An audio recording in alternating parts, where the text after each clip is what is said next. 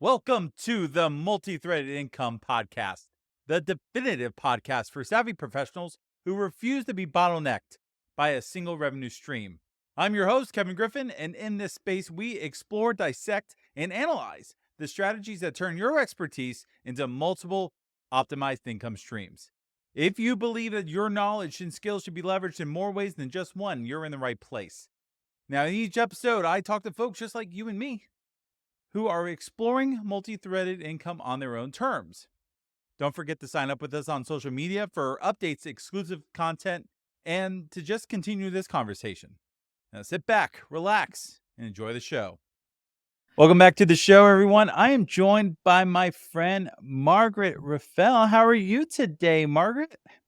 I'm good, Kevin. Thanks for having me. I'm excited. Yeah, I'm so glad to have you. So, listeners to the show already know our mission is to talk to folks out there that are implementing what we call multi-threaded income processes.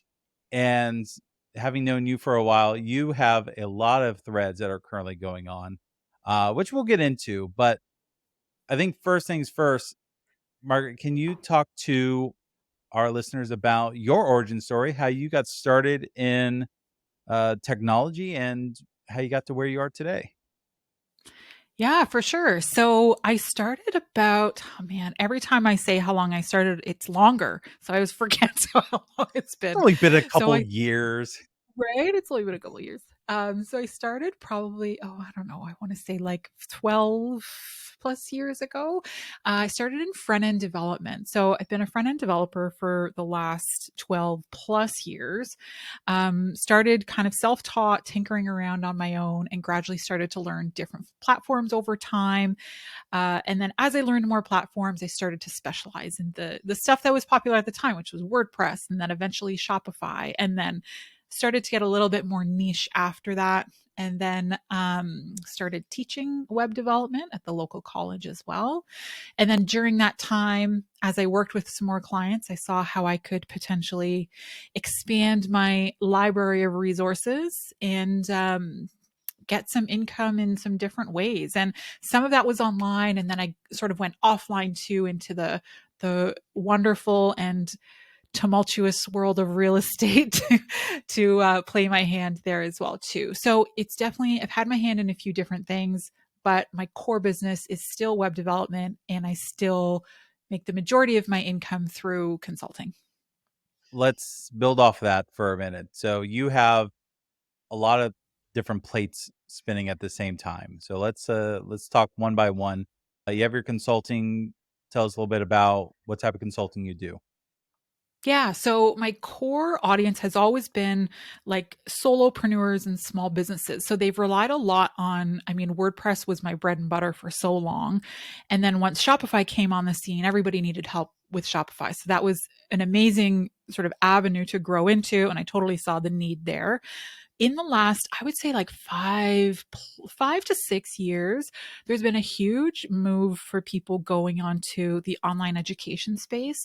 And especially when 2020 hit with COVID, everybody wanted to bring their business online, whether it was normally brick and mortar, they wanted to move it into Shopify, or they were some sort of online learning, like a fitness coach. I had a client who was like a Pilates teacher and moved all of her stuff online and was just thriving since then. So I was always doing sort of online commerce as well as online courses, but 2020, it really blew up because everybody needed to take everything online.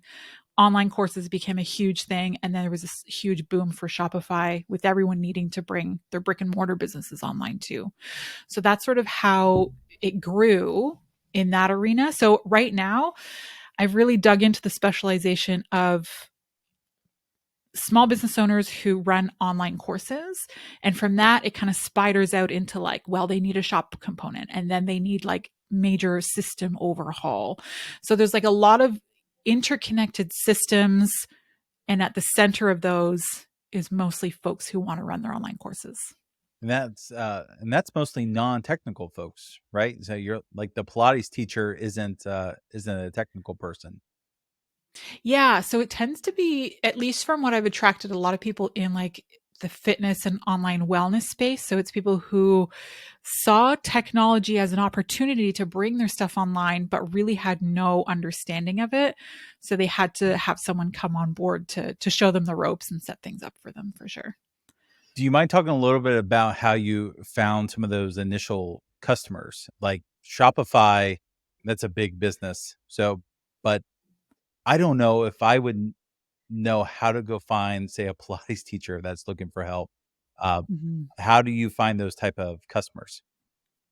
Yeah, so it's all, I mean, I've been really lucky in that as soon as I started doing web development, I completely immersed myself in the community. So I like took, even though I was self-taught, I took local courses. I volunteered at boot camps as soon as I learned enough to be able to sort of pass on that information. Volunteered at boot camps, got myself on like any kind of educational boards, and really immersed myself in the online community that you and I are a part of too, and as well as the in-person community also. So I've never, every client I've ever got has been from a referral. I've never gone out and actively looked for like requests for proposals and things like that. And I know that that's like some people's way is just they get on LinkedIn, um, they've got a ton of patience and they have a ton of resources to sort of comb through requests for proposals and find stuff that way. I can't stand doing that stuff, truthfully. So I try to immerse myself in the places that really interest me and see how I can help those folks as much as I can, for free and through like educational and like workshops and stuff like that, and just being a part of educating. And then they eventually find me or they refer me through someone else who had maybe taken a course or something like that as well. And then also I have friends in the business as well too. And then if they can't take on a project, they'll sort of pass it over to me. So I think it was really about just like building up community and then a reputation of quality. So if you're working with colleagues and you have a reputation of like, she'll get it done for Yeah. you and she'll follow through and she'll meet the deliverables and the deadlines and the budget. That's hugely valuable because, to be honest, most web developers don't meet all of those Yeah. things.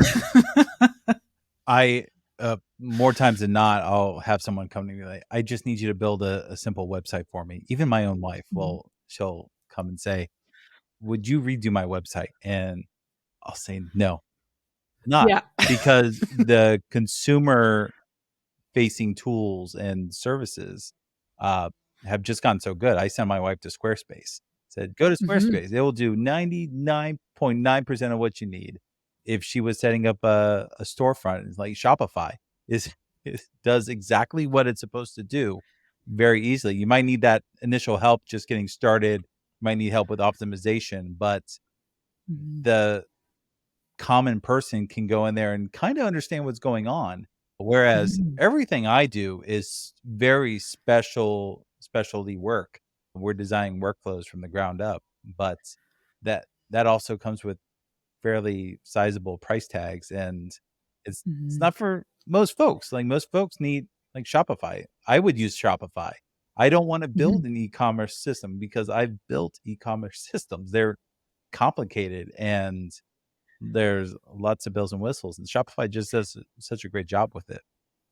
Uh, Yeah, for sure. And I think that's a great point too, because that's always when someone comes to me, one of my first lines of defense. It's like, do you have a teenage daughter? Or do you have a nephew? Do you have someone who you can just task this with? Because I'm telling you, they will get you 90% of the way there. You don't need to spend thousands of dollars on a web developer to get a Shopify up and running. Like, yeah, if you have like a son or daughter in high school, they can do this, they can knock this out in a weekend. And then like come to me when you need the specialization of scaling. And it's good because they're really appreciative that you didn't just take them for all they're yeah. worth and take their money. And then they always come back when they do need you. Or if they have a friend who's more complicated, they'll refer you as well too. So yeah, I 100% agree for sure. So you said you have a course and it's a Shopify course, right?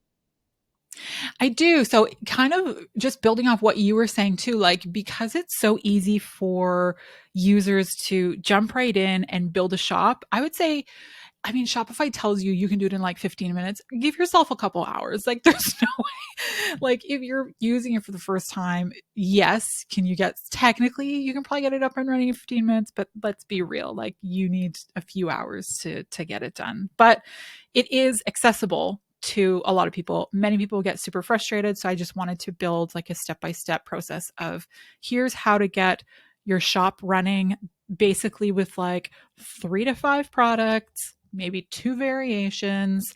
And this is the thing. This is if you're handling your own inventory. So it's not meant to be the DIY solution is not necessarily meant to be like a large scale, I got to hook it up to a warehouse and figure out all the logistics. It's I make my own t-shirts, I make 2 different designs and I need a website for them. Like that was what it was geared towards when I made it. So I made a pretty simple get started on Skillshare using Shopify. So if you have Skillshare, it's free.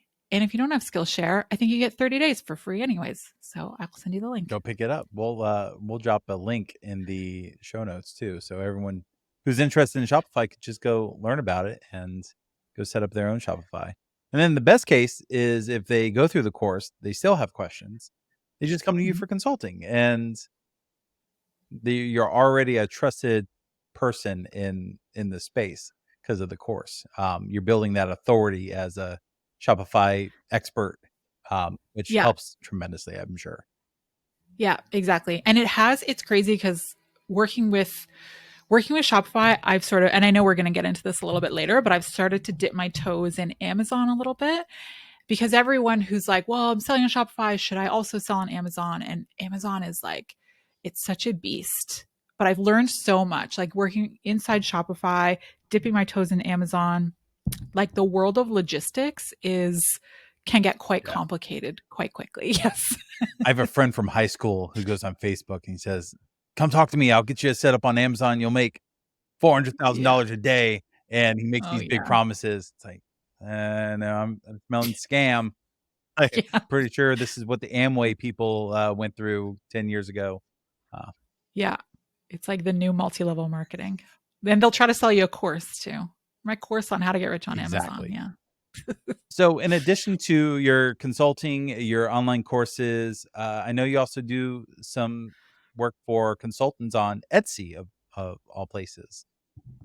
Yeah. So how that sort of came about is I'm not really much of an Etsy user. And every time I thought about Etsy, it only occurred to me that it was like you would go and get like a knitted tea cozy, maybe. Yeah, Like, and it was doodads, like, like personalized yeah. And it doodads was is like what a I. crafty sort of online marketplace. But it's grown like crazy. When I started looking into it, like there's so much stuff you can get in now. And Etsy is such a huge marketplace for digital downloads, which I found out. So in the interest of putting my stuff onto like a marketplace where other people could find it, I wanted to give Etsy a try. And I also around the same time, I started getting clients.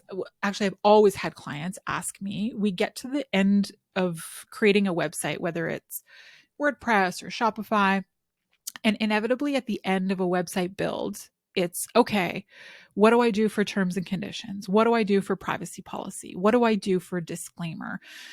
Building a course, what do I do for online course community guidelines and rules?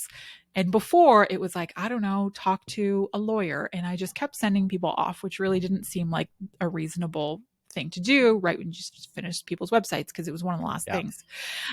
So in conjunction with my lawyer, we created terms and conditions, like a standard template, terms and conditions, privacy policy, disclaimer, guidelines for online communities, and a few other templates that are on Etsy. So they're digital downloads available on Etsy. You download them, replace the information, replace like the company information with your own, and then you can just paste it straight onto your website.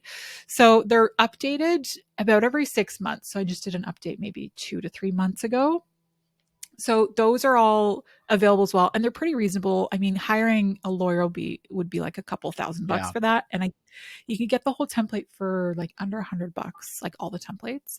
So that has been great because I can sell them on Etsy, but then also when I have clients, I can say like it's an added bonus for them. So yes, you get all this stuff with me developing your website, but then also you get the added value of this free package of all of your terms and conditions and stuff. So I always try to think of like, how can I add value to my current clients, but then also like make some money on the side. So I thought about putting them on my own website, but the reality is just like having them on a marketplace just brings its own traffic, and it's so much easier because I don't have to worry about continuously like SEOing my website. It's one of those things you mentioned a moment ago. I would never imagine finding on Etsy. I recall folks a while ago selling like code templates on similar sites, Mm-hmm. and there's ways you can just do a lot of the work up front and you can sell it over and over and over again. I think contracts templates are a great idea, especially my biggest recommendation to people doing, say, consulting contracts, statement of work. Go find a template and take that to a lawyer, because a lawyer will only, what do I say? Take it to a lawyer and make it legal for your state, your country, wherever you're residing, and Mm-hmm. that will cost you a fraction of the price as the full contract would. When I did with my lawyer, a lawyer was going to charge like you said, a couple $1,000s to do the from the scratch contract, but I came with the contract and they just fixed some of the stuff that wasn't legal in my jurisdiction, and I think it only cost me $400 or $500, all said and done. Mm-hmm. And yeah, helps tremendously. I think that's a great idea.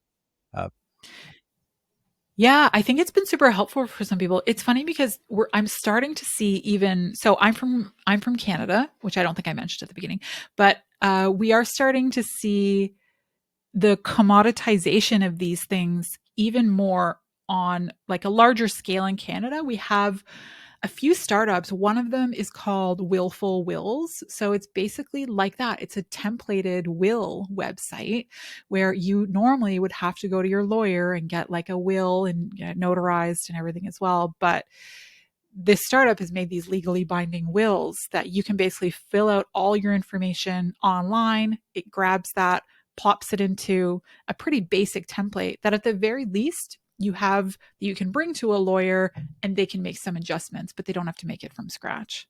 I love that idea. And well, with wills, if it ever gets tested and it's wrong, you'll be dead. So it's not a big deal. Yeah, So not you don't have to really learn your it. problem. Um, Yeah, it's true. so you have a lot of different streams, a lot of different threads of income. Was there a trigger or a point in your life where you realized that this was the direction you needed to go, having all these different threads, or was it something that just happened naturally? I think it happened naturally to a certain degree when I stopped trying to figure out what I should be doing. And I'll clarify because I think that just to make more sense, there's so many things online that it's like, we were just talking about it too, like to make $80,000 a month, you got to sell this on Amazon or do this. But even if I tried those things before, the only stuff that really stuck was like I listened to what my customers didn't have accessible to them and just created that myself. So the templates I think are a perfect example of that. So I didn't go out to just seek to make these pre-done templates, but I did see an opportunity of something that continuously was coming up again and again and again as a pain point, and then made a solution that I could duplicate over and over again. And I think that's where people look for these sort of quick fixes and these like, oh, build a build an Amazon store, build a course, or build this and make millions of dollars. But I think there's some people maybe looking a little bit too hard, and the fact that there's a lot of stuff right in front of you that people are just lacking, that you can listen to your customers, create for them, because chances are they're not the only ones who are looking, and be able to create that over and over again. Let's talk for a moment about just life and time, effort management. It seems like you have a lot going on between your consulting and your courses and keeping your Etsy store up every now and then. How do you manage your time and your efforts, and how do you decide where you're going to spend your effort? Yeah, that's a good question. I'm usually always working, which sounds awful, but I think that when you are always looking for plans, like of how to improve and where you need to go, it doesn't feel like work. So a lot of my time is spent like planning and working and figuring out like what are the best things, what are the best solutions, like for myself but also for clients. So the short answer is yes, a lot of my time is spent working. Even if I'm not in front of the computer, if I'm out on a walk, it's like, oh, I should set this up this way, which would allow me to do this and this and this. But I do enjoy that stuff. I find when I try to detach too much from it and force myself to not work and completely separate from it, it's kind of boring. And I actually really like work and the planning that goes into it. That said, I do love other stuff too. So I love traveling, cycling, rollerblading. I have a new kitten, and she takes up a lot of work. So I have two cats. One of them's just a kitten. So I'm sort of managing her. As much as it sounds like, oh, you have a kitten, it's not a big deal. She's a lot of work, and I always forget how much work they are. So managing that in with just like everything that's happening in the world right now, just continuing trying to like recenter myself, understand what's important, and then finding my energy in like how can I be of service is, I think that's super helpful and really grounding for me, I find. I love it. Now, we've talked about the things that are working.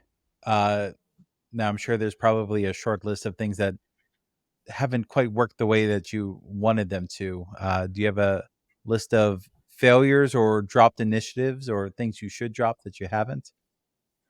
Yeah, so I think for the dropped initiatives, I did mention my Shopify course. Now, I had made that, it's been just over a year that I made it. Dropped initiatives, it probably needs to be updated. So I should update that. And then also, I enjoyed making it, but it's the only course I've ever made. And I am so involved with like creating online courses for other people and setting up their environments that I've really dropped the ball in making anything more like that for myself. So I think in dropped initiatives, I would really like to commit to, whether it's on Skillshare, just like churning out more courses, or on my own platform, churning out more. But creating more educational content, putting myself out there more is definitely something that falls by the wayside when I'm kind of focused on serving clients. So that's something for sure. I think we could get a group of us who have built content and courses, and we could just do a like 4 to 6 hour conversation about Right. all the parts that go into it. Cause I, I know when I used to be an outsider, it's like, oh no, doing a video course, that sounds so easy. Like you just sit down, hey, record. Mhm. And I don't think people really appreciate how much time and effort goes into building a video course. I've built a couple. I've seen yours, and it's not the type of thing you can just sit down and do. You have to considerable amount of planning and then execution, and then it's like a garden because things are going to change, and you have to go back and weed the garden, re-record videos, and it's a lot of Yeah. effort. Uh, And I totally blame the gurus, because for so long it was like, here's your ticket to passive income. Create an online course. There's nothing passive about creating an online course. It's constantly active and it's so much work. The one course, so I have a handful of courses out there. The two I care about, I really care about one, and I stopped tending that garden a couple months ago, and Mm, it slowly, like, it pays its dividends. It keeps up with itself, but it was a lot of effort dealing with the mm, students coming through, having questions and trying to answer things, and then you get the one bad review out of the 50 good reviews, and it just ruins your day. Oh, yeah. I don't it when you start doing new course, let's chat. I'll remind us of this conversation. Yeah, for sure. And it's like an emotional roller Yeah. coaster too. It's like, Well, let's talk about the future. So you kind of talked about you would love to update your courses and do more courses. Is there anything else that you're not doing now that you would love to maybe devote some time to in the future? that's a good question. I think definitely more online learning content as well. And then as far as changes for the future, I don't know that there's necessarily a lot that I'd want to do more of. I definitely want to do more travel and things like that for sure. So I think on the personal level, there is. On a professional level, I know we chatted a little bit about having like a little bit of investments in real estate and things like that. But part of me, it's tough right now. It really wants to scale down on that stuff. So I think there's changes in the future. There's parts of me that really have to look at the full portfolio. And I mean portfolio in a sense of like real estate, what I'm doing for work, the Etsy stuff, like really get a look at the whole portfolio and just be ruthless about if something's not working. I think I definitely get, like many people, emotionally invested because you put so much work into things, but really getting better at taking a step back and making objective decisions for the future of myself and the future of the company, even if those aren't popular decisions. So I think getting better at that, getting a bit more objective, and not as emotionally involved in business decisions for sure. There was a great piece of advice from one of our friends, Brett Fisher. He said he doesn't start an initiative or continue an initiative unless he sees himself doing it for 5 years. Mm. And I say that as a person. I say this as a person who has taken on a lot of different initiatives. This is an initiative right now. I didn't think about it that way. Like, I don't think 5 years out. I think, all right, this is good for 6 months, and we'll see where we Mm. are in 6 months. I've never thought about anything 5 years out. It's a good thought lesson, I think, for approaching anything. I think so too. I think it brings up some good thoughts that I've never really considered as well. Like you, it's always like, okay, what about like the next 6 to 8 months? And I think that was also reinforced to a certain degree during COVID because I had this, we all did, I'm sure, had this sort of, well, we don't know what's going to happen next. So like, we got to kind of figure it out as we go. And I think COVID kind of, it ruined, at least for myself, any kind of like plausible, like secure predictions for the long term, and kind of put me more into a short term mentality. But I think it's a good idea to reconsider the long term. Yeah. Definitely. So, Margaret, there's someone out there listening. They say, I want to be just like you. I want to be a consultant. I want to have my online courses. I want to set something up on Etsy. Do you have any advice for that person who wants to be like you when they grow up? Be careful what you wish for. I would say listen to your customers, listen to your clients. There's a lot of like shiny objects that you're going to want to chase, and very few of those end up being profitable without listening to a customer base that's already there. Your clients are a customer base who are already there. So really looking towards them, towards the for the things that you can create to benefit them, because chances are if they need them, they're not going to be the only ones who need them. The other thing too is that I know it's so cliche to say like niche down, but I would change the word niche for specialization. So creating a specialization in a certain area, whether that's if you're a web developer and you want to dig into something, dig into certain softwares like Shopify. You want to be an expert in Shopify. If you want to get more into systems, like right now, I'm looking at bigger scale systems. So I'm pursuing certifications for Salesforce and Entrepreneur because I'm seeing that web development can be commoditized earlier on, which is what we talked about. Like you can get it, any teenager can set up a Shopify store.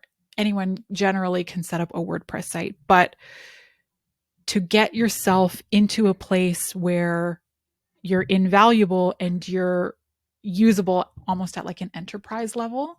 So getting in and specializing in softwares that you will always be needed, like certifications in Salesforce will always be needed. So specialization and listening to your clients' needs. That is some great advice. And you really do hit on a big subject of businesses like to pay and hire people that will essentially make them more money. So you don't want your developer to just be a cost line item on a budget. You want that person to come in and hopefully bring in 2, 3, 10x the amount of money that they're worth. I know Salesforce people that easily make, for lack of a better term, they make bank because they are going in and they know the systems so well that they can just add insane value. And I'm sure with Spotify or Shopify, it's the same thing. You have someone who just needs a little bit of help optimizing their Shopify store, whatever rate you're charging, they're getting back tenfold because they have an optimized store now. Oh, that is some great advice. All right, Margaret, do you have anything to promote outside your, well, we'll drop links to your online course and your Etsy templates, but is there anything else? I think that was pretty much it. Just those two. And then, but yeah, if anyone has any questions, feel free to reach out. I'll leave you with my socials as well. So I'll leave a link there. But basically, if you search my name anywhere, I'm the only one. So it's probably me. Sounds good.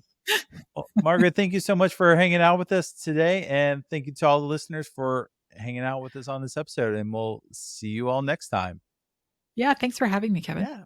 Thanks for listening to the Multithreaded Income Podcast. I've been your host, Kevin Griffin. Please reach out to us on social media at MT Income, wherever you get your socials from. And feel free to join one of our upcoming challenges at multithreadedincome.com. We'll see you next time.